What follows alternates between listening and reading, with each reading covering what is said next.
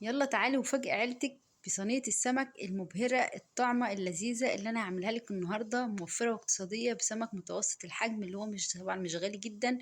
إيه طبعا احنا عارفين الأسعار ارتفعت معانا وكل حاجة غليت، فأنا عملت لك سمك متوسط الحجم لأن هو ده بينفع في صينية السمك.